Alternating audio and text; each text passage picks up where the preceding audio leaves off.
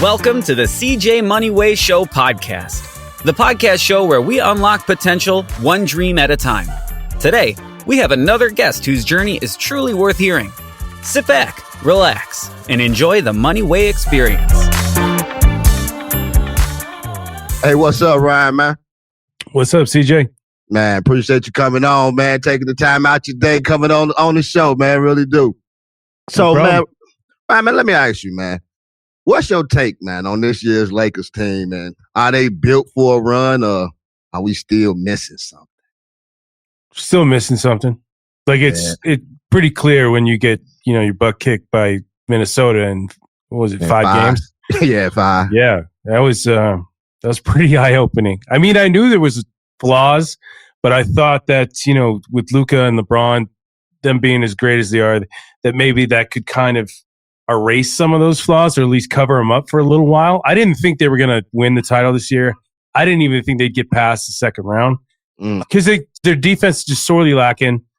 No big in the paint. Jackson Hayes got exposed right away, which was way faster than I expected because he played pretty well, leading up to the playoffs.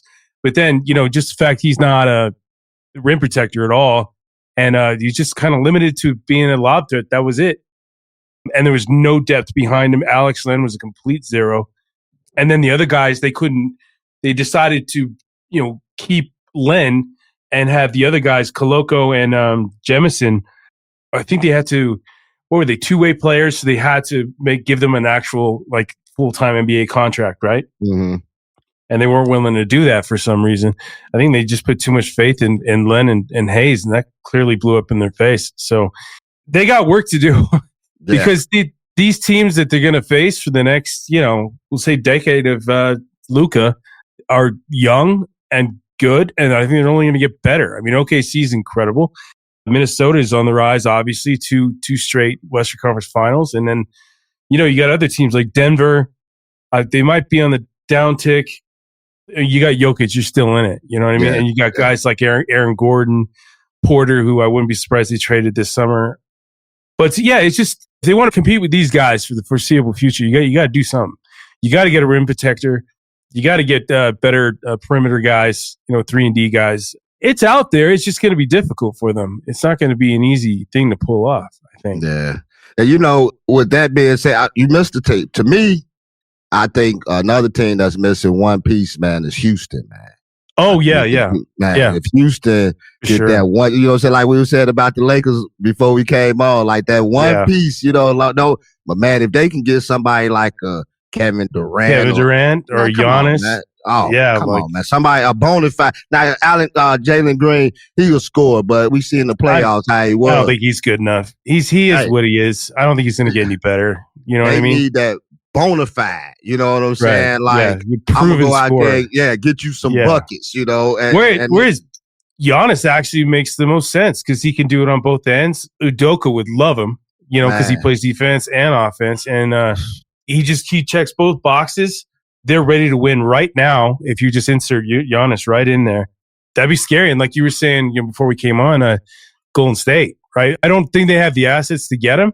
I think Houston and OKC are probably the two biggest suitors just because they have so much to give up.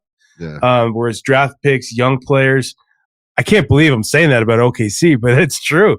Man. They've just got a stockpile of picks and, young guys like a Jalen, picture they sent out Jalen Williams. If they package all that together, I mean, why would Milwaukee say no? If Giannis is determined to leave, it's crazy to think about because if they do that, OKC could be the team to beat for the next 5 straight years. You know what I mean? Man. But let me ask you this, Ryan. So let's say which would it look like they're going to the finals because they just manhandling Minnesota right now besides their Game 3 blowout. But if they win the championship, do they look into that trade or do they feel like they good enough with what they got and keep the assets that they have? I think you're going to have to, right? Because every other team around the league is going to be like, well, they are the team to beat. So we've got to retool to beat these guys. Well, they go and get that piece, Giannis, it's going to scare the crap out of everybody. And the East is just floundering now. It's right. They're going to, Boston, you don't know what's going to happen now that Tatum's probably out for a year. They got that huge payroll. Yeah, I mean, they're probably going to trade Drew Holiday and Porzingis, or try to at least. And then the Knicks, I think, are pretty good, but I still feel like they're missing something too. Like, I think if they were somehow to get past Indiana, which I think they can, I think they're going to get crushed in the finals. It's going to be embarrassing because the West. The West is just so much better. It's just.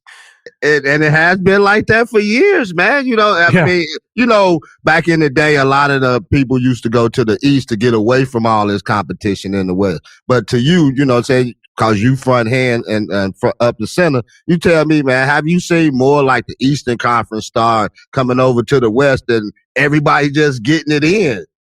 Well, look at LeBron. I mean, that's what he did, right? I mean, the Miami thing flamed out, which I still don't really understand why he left there. I thought he could have played there for, another, 5 years maybe, and they could have won more titles, but he just kind of gave up on them. I thought they were built to be, sustained, but I mean, he did that, goes to Cleveland, just checks that thing off his checklist of things that he wanted to accomplish, and then comes to LA. But now he sees how hard it is to compete in the West, right? What do you go to, like 9 conference finals or so many finals in a row? Like 10. 9? Yeah. 9, something like that, yeah. Well, he's 10. He was, 4 and 6? So he went to 10 finals, yeah. Hey, hustlers, I'm CJ Moneyway. And if you're building a team to grow your business, let me introduce you to ZipRecruiter. Their AI-powered platform finds the right talent fast, posting your job to over 100 job sites with just one click. I've seen how their smart matching delivers quality candidates in 24 hours. Perfect for job seekers like you, scaling brick by brick. Try it free at ZipRecruiter.com/click. Use code CJMoney for an exclusive deal. That's ZipRecruiter.com/click. Hire your hustle today. Now back to the show.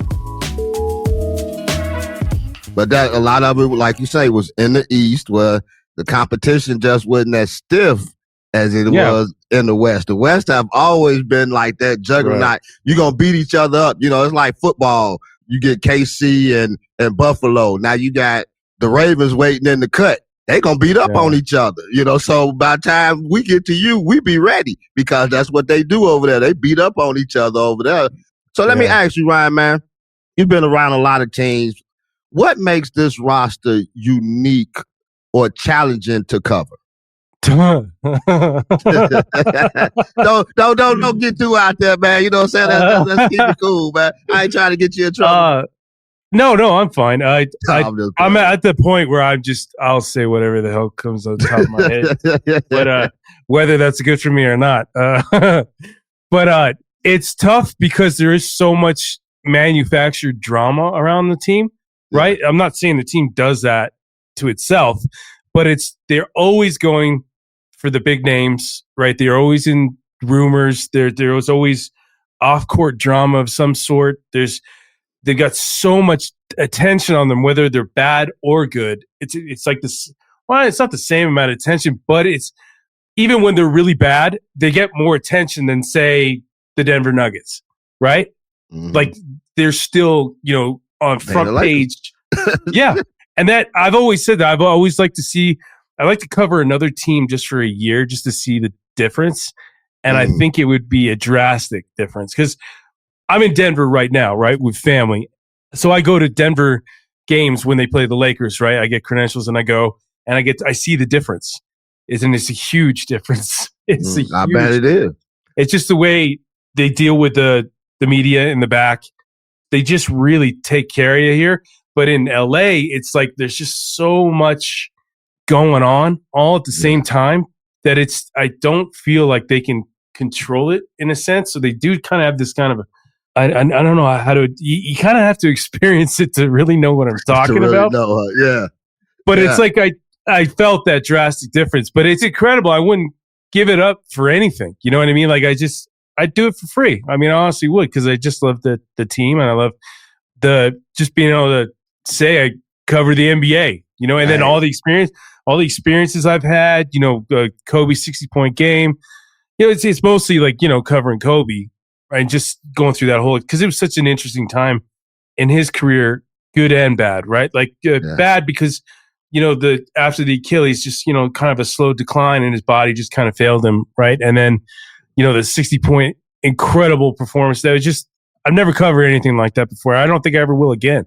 But seeing that, and then going through, his tragic death, which was awful, and seeing, how that affected the entire community and more so the world. I mean, it was a huge loss for so many people. And you saw how important he was.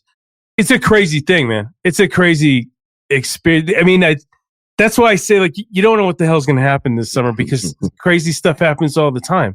And like I told people, like, the difference between the Lakers, which might keep them behind all these teams that are going a different way, is all these teams now that are very successful are building organically, right? Mm-hmm. They're not making big swings for trades and stuff. They're drafting the right guys. Like, look at OKC. It's I mean, outside of Shea, who they did trade for, but they traded when he was super young and totally unproven, right? Mm-hmm.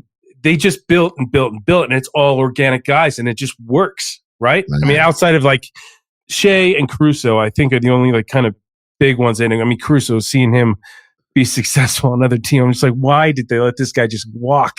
Like, it just, there's so many guys like that in the league now. The Josh Hart, Caruso, even Randall now. Like, I wasn't a big Randall guy, but seeing what he's done with Minnesota, or even in New York, he was incredible. Every guy that they've let walk, young guy, has gone on to do something. Ingram, Clarkson, Hart, Caruso. I mean, the list goes on and on. It do. It's just like the Cubs in baseball. They let go all them pitchers back in the day, and all of them went to the Braves or somewhere else and became Cy Young Award winners or champions or whatnot. The Cubs, because I'm from the Chicago area, so they used to do the same thing. What you talking about, man? I get it. So let me ask you, man, about this. I was telling my son the other day. I say, man, this defensive strategy that OKC has presented to Denver, to Minnesota right now, we're putting Caruso on the big man. So now when you do the pick and roll, you got another dog out there. You ain't going against that big man because, as a guard, you taking it back out. They making it hard on Anthony Edwards. They made it hard on Jamal Murray. So tell me, man, what you think about this defensive strategy that they went to? I don't think it is much of a strategy. I think it's more of just having guys that play with effort, right? Mm-hmm. I think the biggest thing, I mean, you're old school like me. Like I grew up watching Jordan and then going into Kobe's era, right? Mm-hmm. And back then, I mean, defense was kind of, everybody played defense, or at least a lot more than did today. Yeah. And today, defense is kind of a joke. And then when you see teams that actually do lock in defensively, they do this. Right? You get guys like Caruso that don't settle for screens, and he goes around them. He figures out a way to get around them all the time. And the other teams don't know what to do. They're just like, well, I'm so used to being able to score easy, right? And then when they get some kind of resistance, it's just they're stunned. And then you get guys like Anthony Edwards who can't do anything all of a sudden. It's like, well, that's defense for you. That's why they say defense wins championships, right? Yeah. And I think now it's probably more, evident than ever. I mean, look at Boston last year. They played defense and they kicked the crap out of everybody. I think the same thing will happen with OKC. I don't think anybody's stopping them now. Houston plays good defense. Look what they did. Solid defense. Solid. Yeah. Yeah. They were giving Curry and co a lot of trouble, right? Yeah. And they probably should have advanced, but that's the way it goes. I mean, it went to get 7 games, so it could have easily gone the other way. But like we say, they ain't got them they ain't got that bona fide that's gonna get me over the top.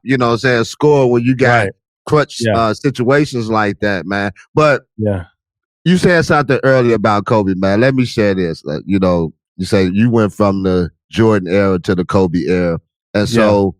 Being from Northwest Indiana, I'm from the Chicagoland area. Like I told you, played with Big Dog. I know Big Dog and Glenn Robinson III. That's my little cousin. So, sports is our thing around here. But I'm going to take you back a little bit, man. I went from the Magic era to the Jordan era to the, Kobe era and Shaq now. Man, in 1991. Now, at this time, Ryan, man, I was 11-year fan. Bulls Lakers? No. Well, Well, of course, I was hurt, especially after we won the first game, and then we lost. Oh, yeah. I'm in the Chicagoland area. Hey, I fought purple and gold all the time, so I was the oddball, for years. But it wasn't that, man. It was the announcement that he made, because you talk with Kobe with the emotions, you know what I'm saying, and how magic impacted people. Yeah, man. And, I was telling my mother yesterday. I say, man, I'm finna talk to Ryan Ward. He beat writer for the Los Angeles Lakers. I'm a little excited. And so she told me, she said, yeah. And I knew the story. She said, yeah, I remember when he made the announcement and I was at work and you come calling me and I thought something was wrong. Cause I was boo-hooing, man. I was crying like, I was crying like I lost a friend, you know what I'm saying? But man, that hurt, that hurted me, just as you was talking about with Kobe. It's just like with Tupac. They actually like, where was you at when Tupac died September 13th, 1996? I knew exactly where I was at. And so it was the same thing with Kobe, man. I was on my way to work, Ryan. And my oldest son, Hoop, man, and I don't know what I did wrong in life. And I hope you listening, Corey. I raised a son to be a Boston Celtics fan. He is a diehard Boston Celtics fan, and I don't know how that happened. I think he did it to spite me, man. I think he did it to piss you off. Yeah, because I hate everything. Magic may have got over it, and him and Bird, cool. I ain't never got over that. I don't like the Boston Celtics. I don't like the Boston Bruins, Red Sox, Boston Baked Beans. I don't like none of that. Just because of that, man, that rivalry back in the day, and I held that. Garnett and Ray Allen then went over there. I didn't care. Somebody told me, well, I wanted to see Garnett and Ray Allen win the ring. I'm not at our expense. You know what I'm saying? Don't tell me you a Lakers fan. That. I didn't want to see it. Come on now. The Celtics? Come on, man. But yeah, man, boo-hoo like crazy, man. I held it in for that day, Ryan. And so that morning I'm watching Sports Center. Oh my God! I mean, I'm crying like a well of tears, man. But the most part is my wife. My wife walked past me, and she just looking at me like, because she liked Kobe, but she wasn't a Kobe fan because they Michael Jordan. You know what I'm saying? When you from this era, if it ain't this area, if it ain't Michael Jordan, it ain't popping. So I hate Kobe because Kobe try to act like Mike too much. Man, you can't hate on somebody. That's why I didn't like him in the beginning. I wasn't a Kobe fan in the beginning. I was a Nick Van Exel fan and an MJ fan. And MJ motivated me to play ball, right? Yeah. So when I see this guy, this arrogant, cocky kid just trying to emulate everything, and I'm like, what a phony. That's what I felt in the beginning, and I really didn't like him. And then the whole Utah thing with the air balls, right? Yeah, and I'm like, why is he shooting and Nick Van Exel's not shooting this? Because he was clutch. Nick Van Exel was clutch. Nick Van Exel, he was a beast. I bet you Nick Van Exel was so pissed after that. Like, why did this kid shoot 4 air balls? You know what I mean? And I didn't get one shot, not one. But that obviously turned everything around for Kobe. That was that moment, right, where he was like, flip that switch. He's like, that's never happening again, and obviously never did. But then he won me over. Like, I think it was maybe a year or two after that. I was like, okay. Cause I had this debate going with a buddy of mine who I used to play ball with all the time. We're like, okay, who's the next MJ? Cause that was a big discussion at that time. Right. And there was all these options. And I unwisely picked, Vince Carter. I was like, Vince has that fadeaway. Vince is all over the place. Yeah. Dynamic score. And my buddy Lee could see it the entire time. He saw it in Kobe the entire time, and I didn't. And then he just convinced me, and I was like, okay. And then it kind of changed my mind about a lot of things. Like, I was like, you know what? You could be dead set on something, and something down the line can change your mind completely. And that's exactly what happened with him. And now I'm all Kobe. I mean, like this see that? Kobe Jordan. Yeah, I see it. You see that? Yeah. Oh, yeah. I saw that the first thing I saw when I came out. You know what I'm saying? I don't play with my man because what people don't know about that, especially younger people, they know 24 Kobe. They don't know this number 8 Kobe. That boy was a monster. We can talk about, much love to Shaq, and I ain't knocking Shaq on nothing. won the finals MVPs when they won back to back. Mm-hmm. But man, the finals was actually in the West against the Sacramento Kings, against San Antonio Spurs. You know what I'm saying? Against the Blazers. And man, that number 8, that man right there, he carried the mantle, bro. You know what I'm saying? If they don't know who that is, then they don't know what's popping, man. They seen the more mature assassin Kobe in 24. The more polished killer, right? Mm-hmm. Like that's man. My favorite moment, Lakers moment of all time. It still is to this day. Excuse me. Is Kobe's alley-oop to Shaq in the 2000 West Finals. Just them, back. Digging themselves out of that hole, and then him throwing the assist to Shaq, which was just unexpected. I was like, that's it. And then everything just took off from there. And people say, well, why isn't it when they won the title? It's like, because that was the beginning of all of that, right? That was the start. And I loved that squad before, the Eddie Jones, Nick Van Exel, Cedric Sabalas, Eldon Campbell. I mean, all those guys. I loved all of them. That's what really got me and my buddies into basketball, because that's when they just came up together, right? But then in typical Lakers fashion, they trade all the young guys for Glenn Rice, right? Was it Eddie Jones and Campbell for Rice, right? For Rice, and we got Rice. And that started that whole thing where they don't invest in young guys. They build them up, and then they trade them. It's like people will keep asking me, do you think they'll trade Austin Reeves this summer? And everything to the contrary, it's like, oh, no, that's not happening. Beat writers are saying this, or that. And I'm like, dude, this is their thing. This is what they do. They build up young guys, make them an asset, and then trade them for proven guys because they're impatient, because they want to win now. And I get that, but that's not the way the league's going. The league is going in a different direction. And the Lakers are still, kind of doing these old school tactics, which haven't worked, right? Yeah, I mean, Luka's amazing. That's an amazing move. You got to do that, right? But trading Austin, I don't know if that's the smart thing to do, and I wouldn't be surprised if it happens. I really wouldn't. So let me ask you, for Austin Reeves, what team do you think that he can go to and be a good fit and help them right away? Oh, I think he could go to a ton of teams. I would say damn near half the league he could go to, because that's that guy. I mean, what a story, right? Like coming up undrafted, purposely didn't want to get drafted, said, I want to go to Lakers because it was a good fit, where I don't think anybody thought that was a good fit at first.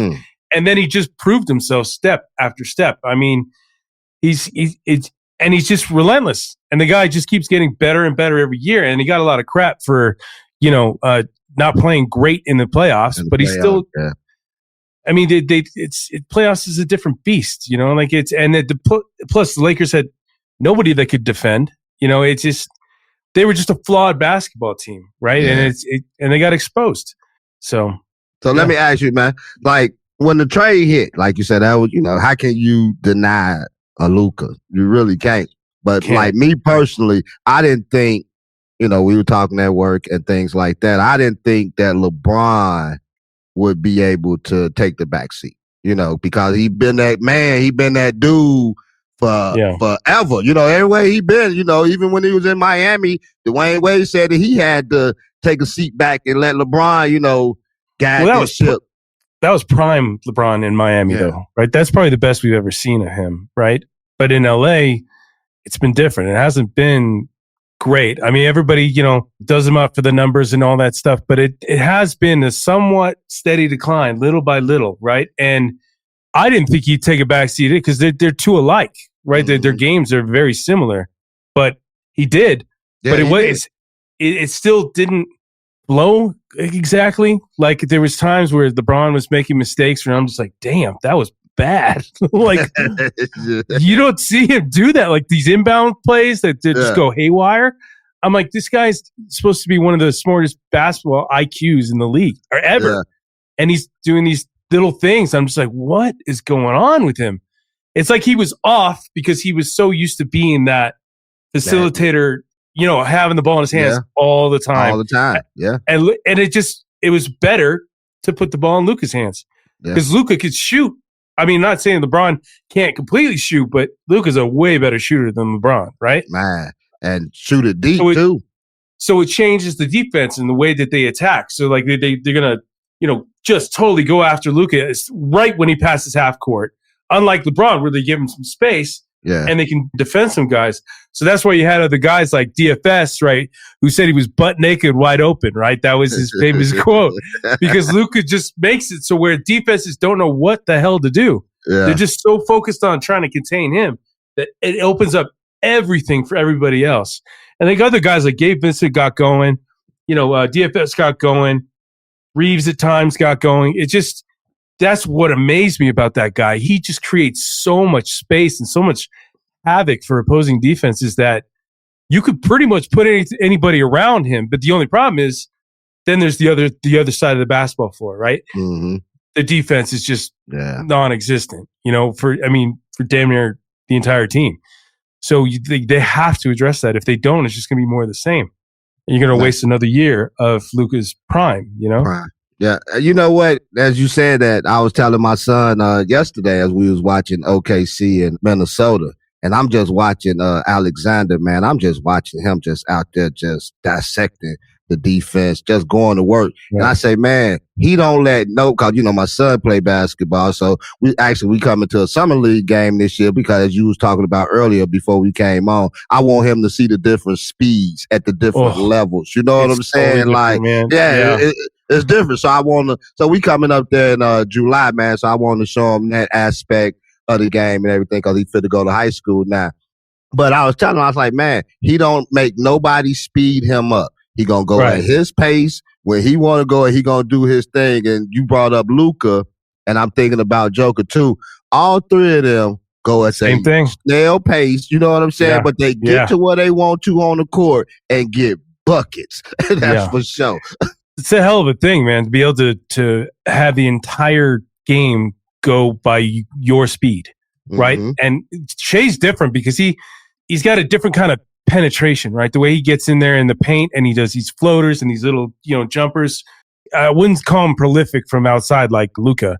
But then again, Jokic is like that too, right? Because he doesn't really shoot from outside very often either because he doesn't need to, right? Neither does Shai, really. But Shai can hit him. He just doesn't do it to the volume of Luka. Like Luka's jacking up like 8 to 10 threes a game, right? That's where Shai is probably like 5, I want to say, 5 to 7. Mm-hmm. And I'm going to be honest, and it's just me. Shai won the MVP. But, man, if a man averaged a triple-double throughout the year, man, that's kind of hard. I want to know how close that vote was, man, because that's hard to deny, man. I don't think it was as close as it should have been. I remember seeing the votes, and I think Shai just killed Jokic in first-place votes, and that's what did it. But it's like that happened in the Jordan era too. Remember, because remember when Jordan was just winning it every year. Oh yeah. And then that one year that Karl Malone won it, and he got pissed off, and he was so mad that he goes in the finals and just kills him. Right? He's like, okay, you can have that. I'm going to take Finals MVP. And Magic snuck a couple of men in the 80s too. Because honestly, that was before Jordan was Jordan. Right, like I think it was that year that Jordan won Defensive Player of the Year, right, and 88 MVP, something like that, and the scoring title, and like just every accolade you could possibly have for a guard, right? That's when he just took off after that. That was it, and then got Pippen, and then it just was over. He got Pippen to stop getting all them headaches when they went against them bad boys, man. You know what I'm saying? Once he stopped getting them migraines and started getting out there balling, because them bad boys, and they was out there for them boys' heads, man. We was talking about defense earlier. That's what but even the old Laker teams, the early Lakers team, they were Showtime. Of course, they were Showtime. But they played defense though. Cooper, well, because they had to. Because if they were gonna contend with Boston, because Boston played defense, and then New York had their stretch. Remember when Riley went over there, and they became a bruising team. Like they took basically Chuck Daly's, page out of Chuck Daly's book, and like, hey, look, we gotta play physical if we're gonna beat Jordan. But then Jordan just figured out how to play through contact. When I see guys nowadays that they're like on the floor, like LeBron does it every once in a while, I'm like, dude, what are you doing? Get up. I just so many times I saw as a kid, like Jordan just going through all the contact. Like my favorite Jordan play of all time is that against the Knicks, and he's on okay, so we look at from the baseline. I know exactly what you talk about. Yeah. On the right side, and he, I think, was it Starks? Reversed it back. Yeah. He reversed it back and dunked on you.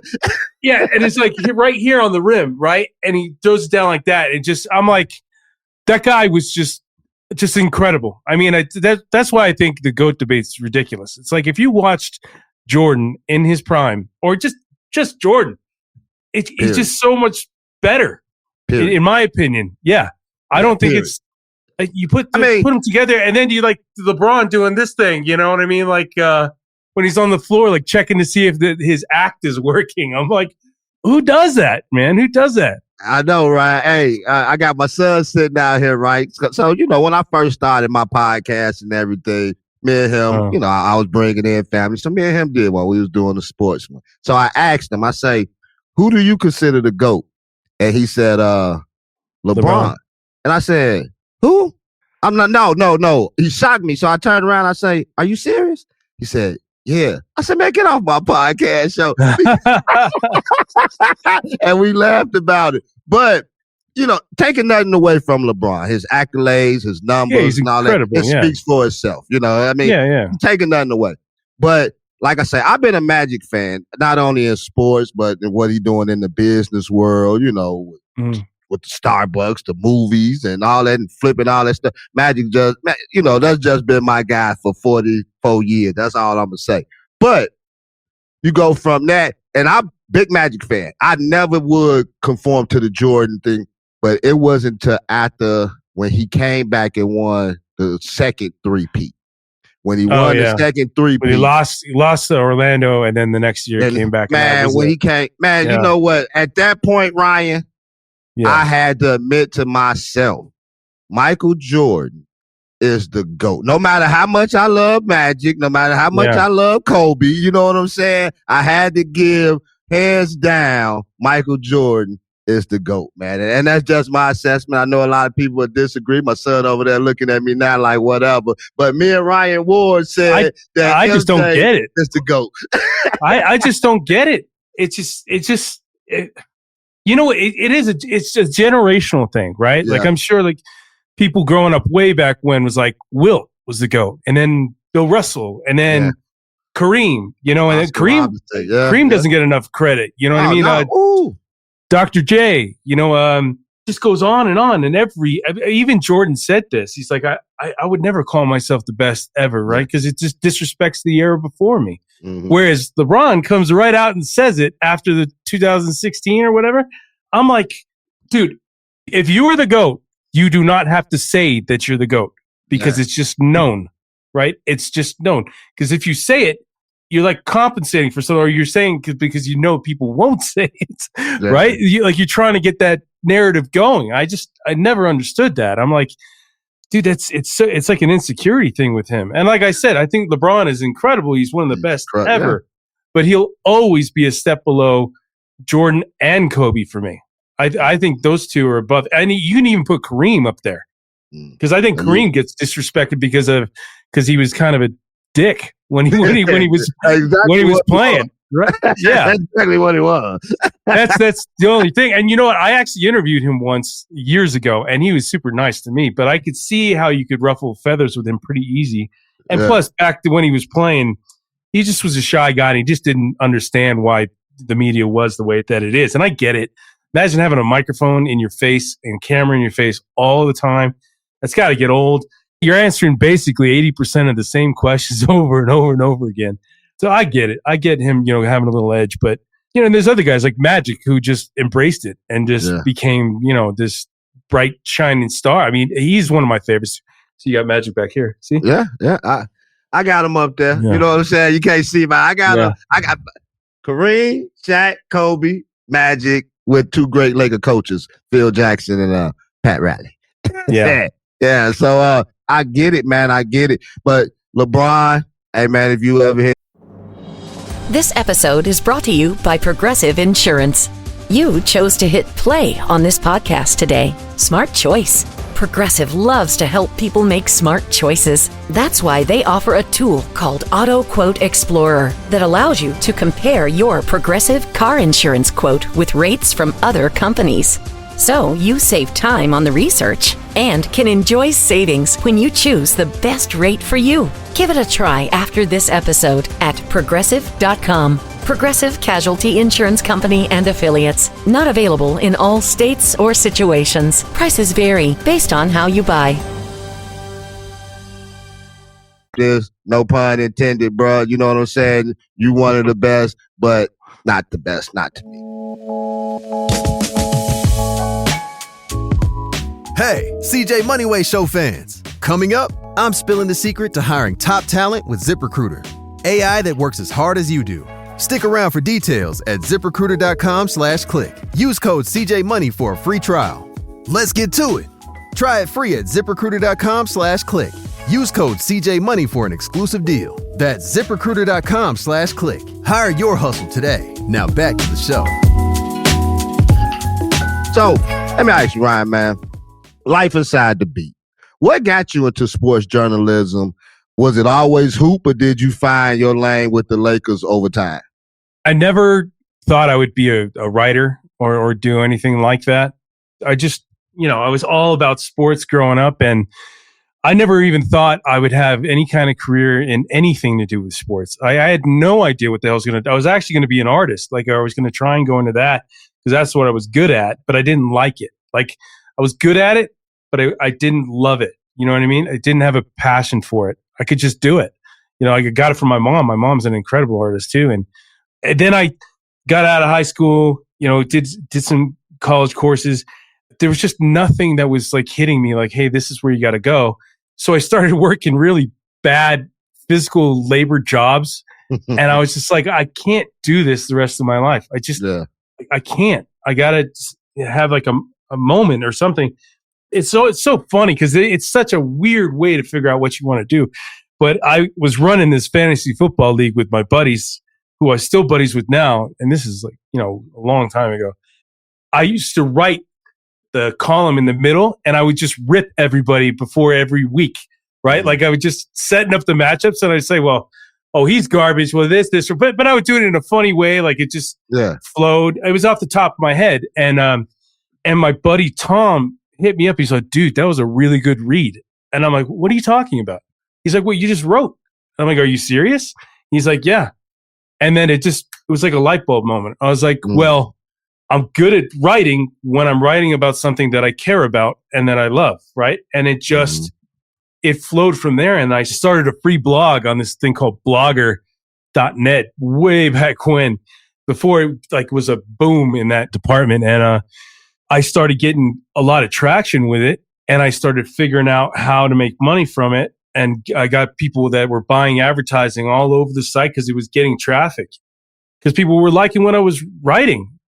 And then it just got more and more. And then I made like a Dodgers one. I made like a Raiders one, all the teams that I liked. And I just kind of branched out that way.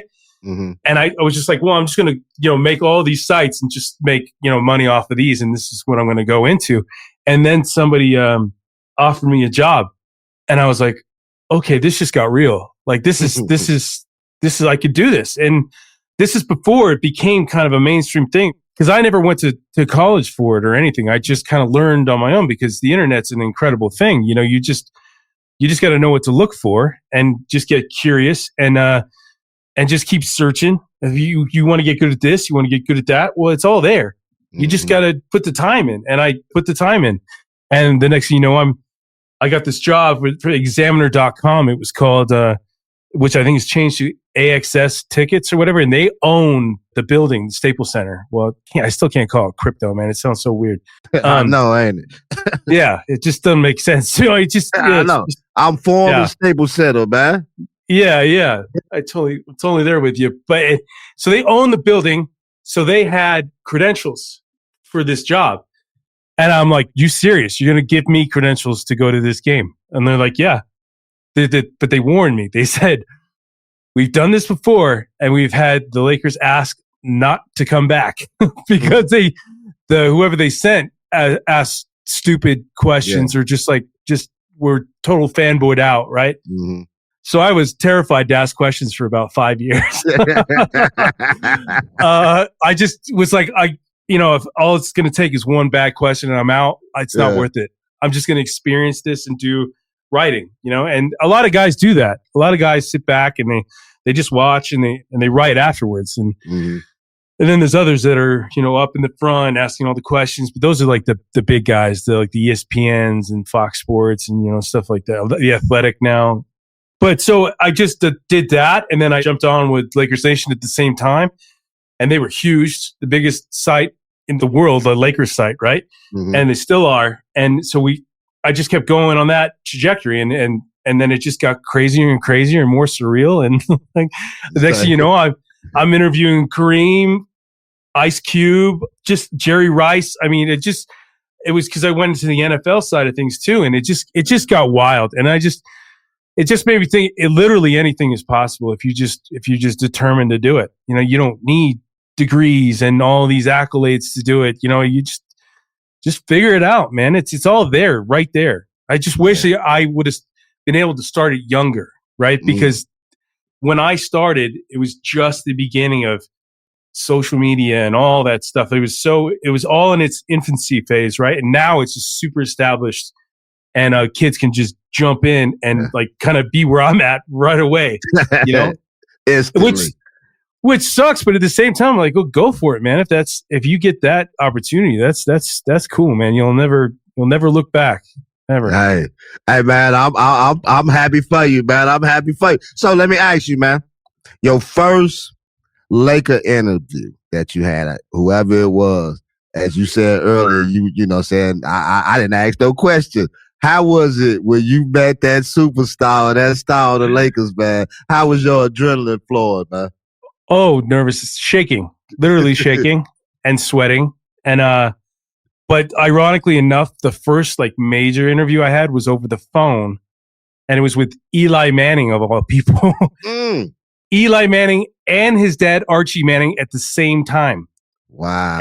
And I was told, it was for a Father's Day thing. Right. So that's why it was both of them. They were promoting Gillette something or whatever. And they're like, okay, well, as long as you plug this, you can ask questions for 10 minutes. I think I had. Yeah. Right. So my dumbass self, 10 minutes, or I'll just set up 10 questions. Right. Like, dude, such a rookie mistake. You always over prepare. Right. Because you never know where it's going to go. I got a good example of that after this. But, So I go 10 minutes, we're done, or 10 questions, we're done in 4 minutes. Wow. Six minutes of just dead air. And I'm like, okay, guys, well, that's all I got. I got off the phone and I felt so stupid. And I remember I did it at my mom's house. I went to my mom's house to do it, and because my dad's office was like really enclosed and quiet, Yeah. So I did it there, and she gave me a Corona to pound before I did it, so my nerves were down, Oh man, it worked, but I was like, that's a risky thing to do, man. But so then I realized after that, always over prepare, always have more questions than you think you're going to ask, because you never know where it's going to go. Because sometimes PR people will tell you, hey, you got 10 minutes, but then you can really flow with the guy. Yeah. Or girl, and it just goes. And the perfect example of that was two, Julie Serving and Jerry Rice. I interviewed Julie Serving. I had 15 minutes. We talked for 45 minutes on the phone. Wow. We just flowed all the way into his whole career, his relationship with Charles Barkley, like just crazy stuff. I mean, we just kept going and going. And I'm like, I'm not saying anything until he says he's done, Yeah. Hey, I'm going to let you flow, Doc. You know what I'm saying? You talking to Dr. J. You can say as much as you want to, man. Yeah. I get it. I get it. How was it with the greatest wide receiver of all time? Now, I grew up a Cowboy fan. I grew up a Cowboy fan, but Yeah. I like Jerry Rice. Although Cowboy fans and 49er fans get along, I still don't like the Dwight, the Dwight Clark catch from Joe Montana against my Cowboys back then. I was. So are they saying he was throwing it away? He was throwing it away. Man, throwing it away, man. Greatest touchdown catch of all time. But yeah, that was crazy. But yeah, man, I get it, man. I know, saying it had to be some nerves and things of that nature, man. So, Brian, man, let me ask you, man, as we wind this down, and I thank you for your time, man, coming on, man, throwing these nuggets with us. The highlight reel, and then there's the grid. What's a typical game week like for you? Ooh, it used to be really grueling, right? Like I say this, it's a young man's game to do that beat, right? Like the guys that do the beat and they go on the road and everything, that's the real beat, right? What I was doing is just local, right? So I was just going to practice to games, just like that. And that kicked my ass like big time, because what you would do is you go to a game, right? You go like 3 hours before, right? So you're there at 4 o'clock, 5 o'clock, depending on traffic, which sucks too. And then you're doing all your pregame stuff. You're taking. That was one of the coolest things, man. Is it's when I would go to a game, what I would look forward to the most is the beginning, because I got to go to. Sorry, the garage is opening. I got to go and I get to sit courtside and just watch the guys shoot around for half an hour. So I got to watch Kobe do that for hours and hours and hours, and that was just awesome.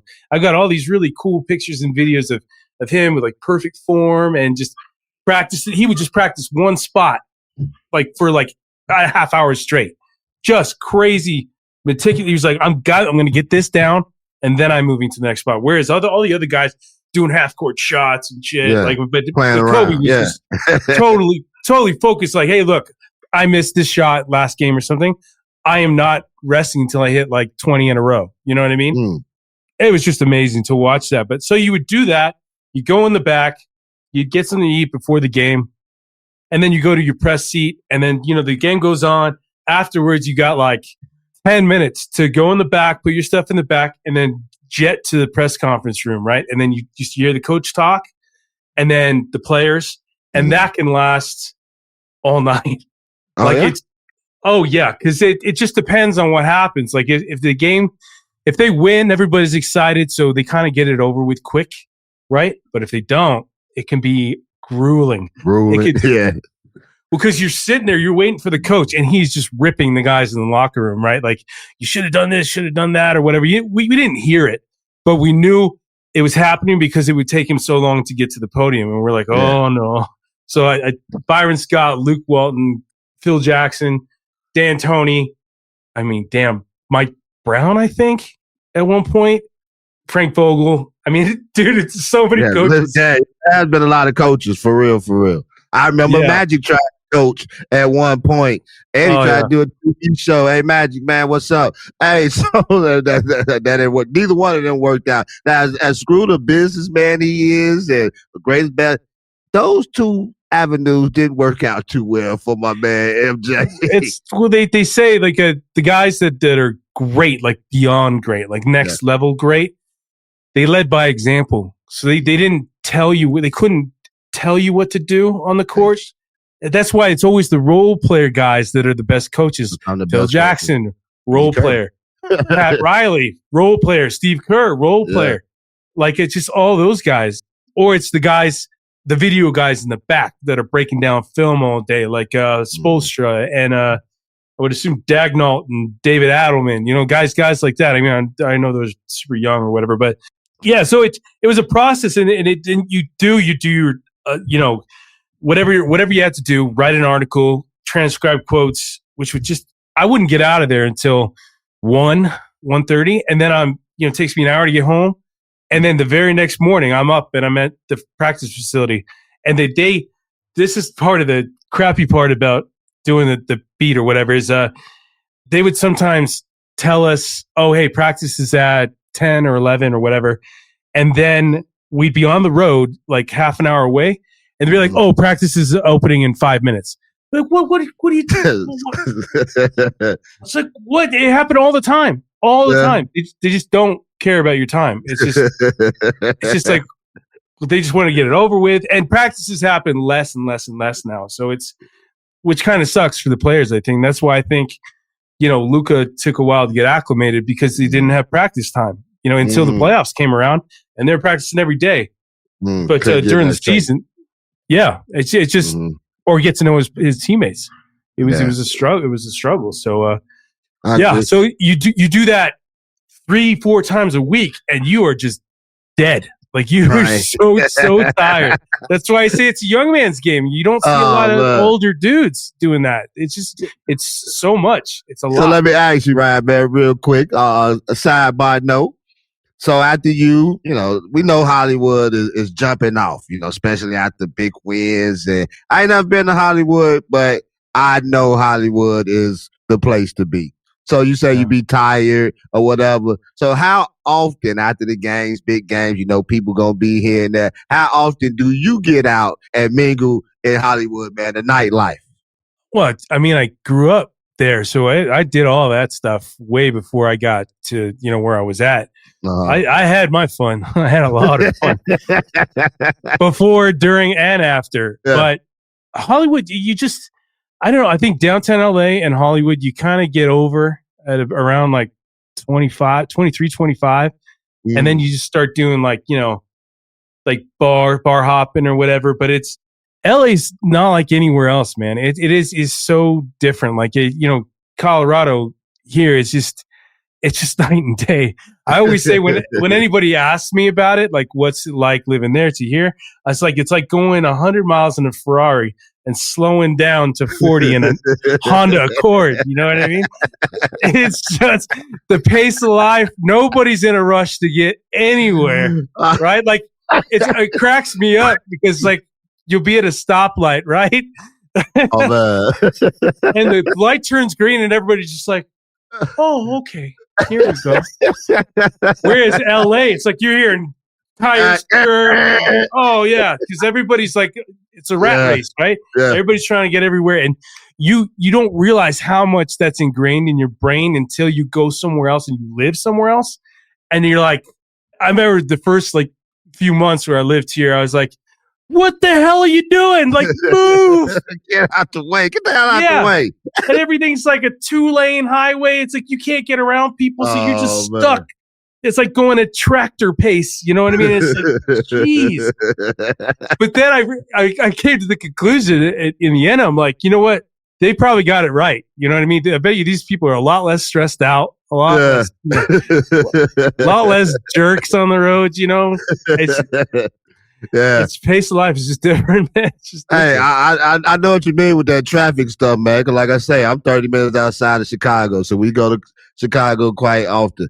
Man, it's total night and day from Chicago and Indiana. The way people drive, man, it is crazy. Let me ask you, Brian, man, before we get out of here, man, you've been in the Kobe era, you've been in the LeBron era, you know what I'm saying, and you've seen them lift banners. What era do you think has brought the most electricity to the Staples, to the Forum, or to crypto arena? Oh, definitely the Kobe, Shaq, and then I think Kobe Powell kind of replicated it in a way. It just, I think it was the superstar power of Kobe and Shaq in the beginning, and then when Kobe and Powell got together, like Powell obviously wasn't a superstar; he was just a really good player, but their team that they put together was so cohesive. I miss that team so much because they just fit. Every guy fit, like OKC right now. Every guy just fits, right? Lamar Odom, Jordan Farmar, Sasha Vujacic, just all kind of role player guys just fit around Kobe, and Kobe embraced it. Like I think Kobe was such I mean, you can call him a ball hog, you call him ball dominant or whatever. And he went through that stretch, 2006, where he's just tearing everybody apart, right? Averaged like 37 a game or something. And then obviously the 81 points. But he got that out of his system. And he kind of decided, I want to win, right? I want to get back to winning. I don't care if I'm scoring 80. I mean, it's like when he's like totally content with coming out of the game after 62 against Dallas, right? He's like, no, I'm good. 3 quarters. I just outscored the entire team by myself. We're going to win. You know what I mean? Like, I think he told Bryant Shaw, like, oh, I'll get it.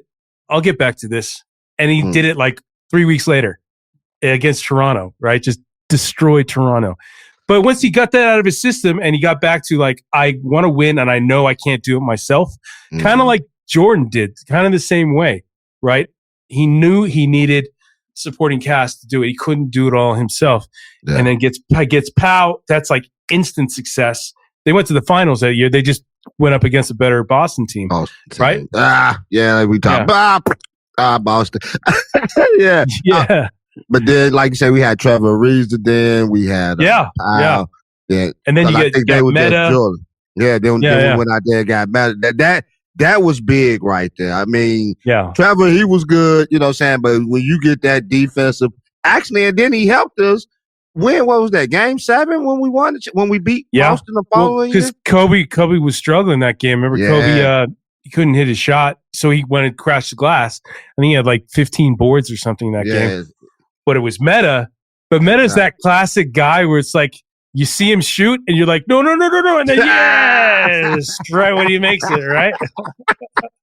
Yes, I know for sure. And, you know, and it was a shock that how they came and fit together, you know, saying, because when Arteta, when he was over there in Houston, man, them boys was going nose to nose like they were ready, you know, saying, get at it, man. Well, that's like Kobe loved those guys. The ones that got in his face, like the Tony Allen, Raja Bell, you know, those kind of guys that really play hard defense. On Shane Battier, he loved all those guys. Bruce Bowen, there's another one. You know what I'm saying? I forgot who.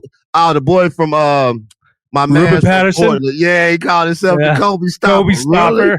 Really? Is this such a such a joke? Yeah, that's no such thing. I think he even joined the Lakers after that, like for one season, like a heartbeat. Yeah. You know, I was watching something not too long ago. I think it was Williams. What's his name? Williams. Jason Williams. No, they played for Toronto. Lou Williams. I was watching a little reel from them one day, and he was talking about how Kobe came in the locker room and took all their shoes. He can't wear Kobe shoes. Yeah. They were really bad there though. I don't blame them, man. They were awful. They were held together by tape. You know what I mean? I think it was like Nick Young, Lou Williams, and a bunch of like guys that are not even in the league. You know? Man, yeah, we know Nick Young, man. When he took that 3-point shot, he hit it and shot. Oh yeah, and it rimmed out. Yeah, I love that guy though. Because that guy was awesome. He was one of my favorite players to cover because he was so nice. He was so like he'd dap you up when you came into the locker room. Like he just went out of his way to like be a nice dude. A lot of the guys don't do that. They don't give you the time of day, you know? And you remember that stuff. And you remember the guys that are really cool. And he was one of them. Him and Meta were really, really cool. Really cool people. Yeah. Yeah. I would mess with Meta, especially after the brawl for it all at the Palace. You know what I'm saying? We saw what that boy can do. So, man, all right, man, I only got one more question for you, man. And I appreciate you taking all this time with me, man. It's been a joy. What advice would you give someone trying to break into sports media today? If you're trying to get rich, this is not the job for you. No, but I would say, you know what? It's the one thing that I've seen a lot of guys flame out fast is, you know, and we get these really smart kids from like USC, UCLA, you know, like all the kind of like primetime schools in LA. Yeah. And I'm like, okay, we got this. He's got to be, you know, determined and, you know, really like go getter. And they quit after like a week. Like they just can't handle it. And I'm like, this job, if you are truly passionate about basketball or sports, it's going to test your passion every step of the way. And you're going to know fairly fast whether or not you have what it takes or if you really want to do this, right? Because they don't realize all the times that you sacrifice, like, and you sacrifice time with family, you know, significant others. Like, it's just, you're working on holidays. Sometimes it sucks, you know, sometimes it sucks. But then again, I always say to to whoever complains about that, I was like, oh, so you'd rather go like dig ditches for, 8 hours in the hot sun, breaking down your body for 40 years or whatever. Like it just, or sit in an office chair in a cubicle doing crap work that you cannot stand every single day. just like step back and put it in perspective. This is, I get up every morning and there's something new that happens. You know what I mean? There's some crazy, Luka gets traded to Kobe does something crazy. It's an adventure. It really is an adventure and you got to embrace it. I do wish that it was a bit more physical activity because you are kind of parked in a chair. Because you're doing a lot of writing, you're doing a lot of editing, you're doing a lot of behind the computer stuff, and that I'd say is the only real drawback.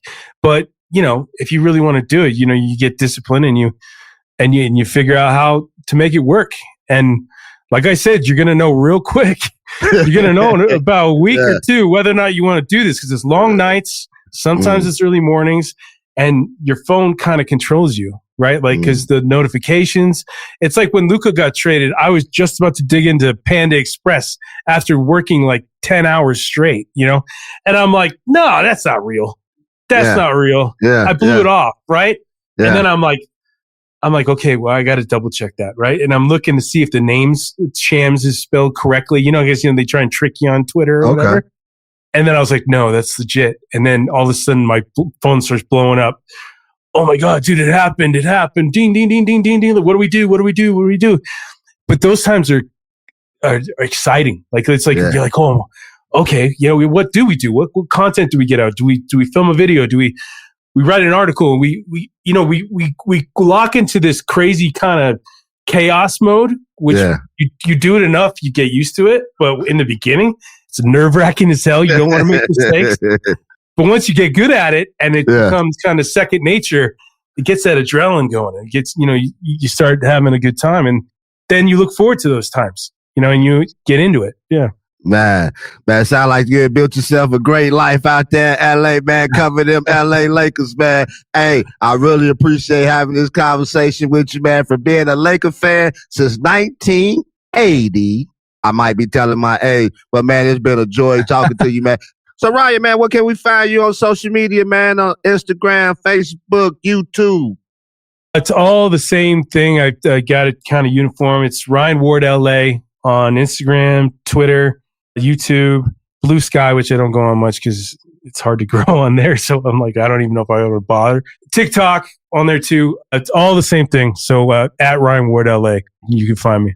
Hey, my man say he ain't hard to find. Hey, big salute to Ryan Ward for stepping up in the booth today. You can follow his work covering the Lakers all season long. I know for me, it's deeper than the box score. It's the energy, the legacy, and the story. Hey, this your boy CJ Moneyway with my man Ryan Ward. Catch us at a Lakers game one day. We out of here. Peace. Ditch the other hiring sites and let ZipRecruiter find what you're looking for. The needle in the haystack. 4 out of 5 employers who post on ZipRecruiter get a quality candidate within the first day. Try it for free at this exclusive web address, ZipRecruiter.com/work. Again, that's ZipRecruiter.com/work. ZipRecruiter, the smartest way to hire. Thank you for listening to the CJ Moneyway Show. Don't forget to share this episode with your friends, leave a comment, and drop a review. Be sure to tune in every Tuesday and Friday for more inspiring journeys. Who knows?